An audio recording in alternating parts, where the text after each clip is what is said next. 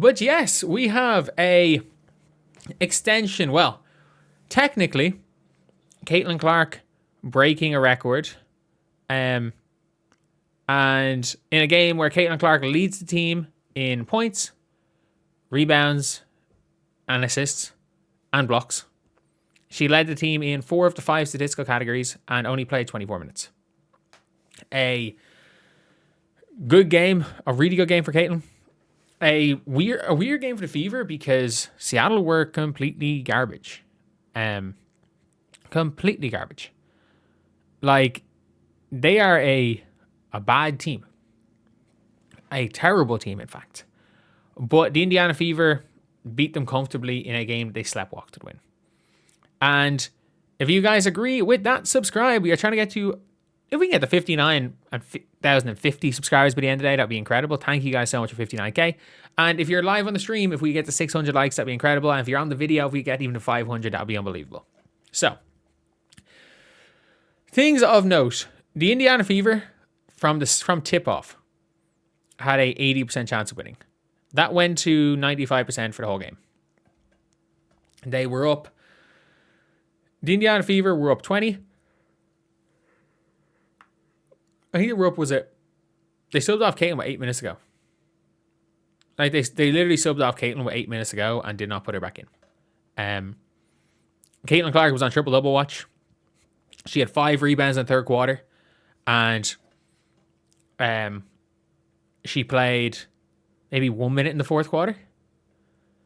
She played, I think, 1 minute in the fourth quarter. Like, if she was stayed on the floor, she would have had a triple-double. Almost certainly would have. So, look, she got pulled. And I think people are kind of rightfully pissed because, look, you want a player to win an MVP. You want a player to make history. I think there's a reason why fans are pissed at that. There's a reason why fans are pissed at that. And I don't blame anyone being annoyed at it. But at least it makes sense. At least it made sense with like when it comes to she got pulled so early. But overall, this was a game where Caitlin Clark, 21 and 10. Look, she's averaging 23, 24 and 9 on the season. If she ends the season with those stats, she's winning MVP. She hasn't had a game under 20 points yet this year. Yeah, no question about that. Like, she is on MVP watch. She's absolutely on MVP watch. For Seattle, we'll talk about it. I thought Jade Melbourne cooked everybody except Caitlin Clark. Ironically, Caitlin Clark locked down Jade Melbourne. She cooked everyone else. Heidemann shot some bullshit and hit some bullshit. I thought Flau'jae was missing from the field, but she stayed aggressive. Did a great job on defense. Blocked 3 3-point shots. Dolson, complete garbage. Horston, I don't know what happened to Horston post ACL, but I was so high on Horston before the ACL. Terrible now. Zia Cook has a bit about her. Very impressed for a third round development player. I'm impressed with Grace VanSlooten for what she is. Nothing spectacular as a player, but just impressed what she can do as a third round pick. Someone I was kind of high on the pre-draft process. But when it comes to the Indiana Fever, Kelsey Mitchell, okay, she was fine. 28 minutes, 17 points, 18 shots. She was fine. Plus a team high plus 21. The team were actually minus 10 when she wasn't on the floor, which is a little bit crazy. But yeah, she was pretty okay. Mo Billings was fine. KK Timpson is unplayable. Like, she gives up open layups and passes the ball to the other team quite a bit. Like, she is absolutely going to be unplayable soon. Damiris Dandis played 6 minutes, which was 6 minutes too many. And Ty Harris at least gave you something good. Gave you something. Raven Johnson, I don't know what's wrong with Raven right now, but Raven Johnson is currently averaging more turnovers than points. I'm pretty sure she averaging more turnovers than assists as well. Does she have more turnovers than points? So on the season, she had 3 turnovers today, 1 assist. So she has had 4 assists on the year and 4 turnovers. No, she's basically the same amount of assists as turnovers, but she has more turnovers than points.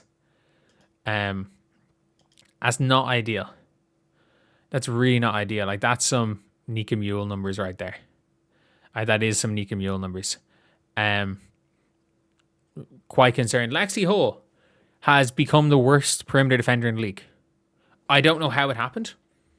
I really don't know how it happened. Sophie Cunningham, till the end of the game, shot the shit out of the ball and was getting to the basket a couple of and-ones. But Lexi Hull has all of a sudden become the worst perimeter defender in the league. And this is scary. Like, they had to take Lexi Hull off Jade Melbourne because Jade Melbourne just kept going to the basket. Jade Melbourne just kept going to the basket. Caitlin Clark shot the ball, had 17 points at halftime, shot the ball 3 times in the second half. Caitlin was happy. Caitlin was happy to just go and just chill. She was happy to go and chill. And to be honest, it was technically a record. As in, like, if you guys don't know, Caitlin Clark coming into the season was tied for the most 20 and 10 games, or 20 and 10 assist games. And obviously, she went and today technically broke the record, but also earlier today, like, Caitlin Clark was given the record right before the game, but then she also would have broke the record today. So instead of her breaking the record in an actual game,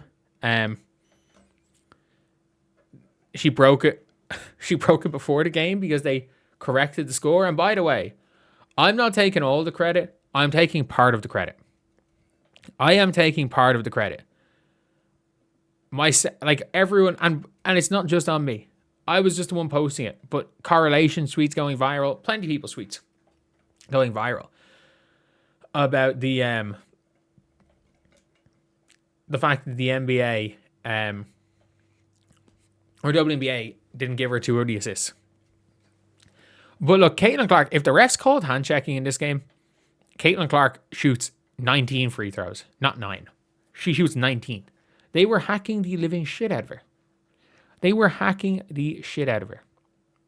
It is one of those things where I don't know what exactly the referees are calling and not calling, but it's very weirdly inconsistent. It is very inconsistent.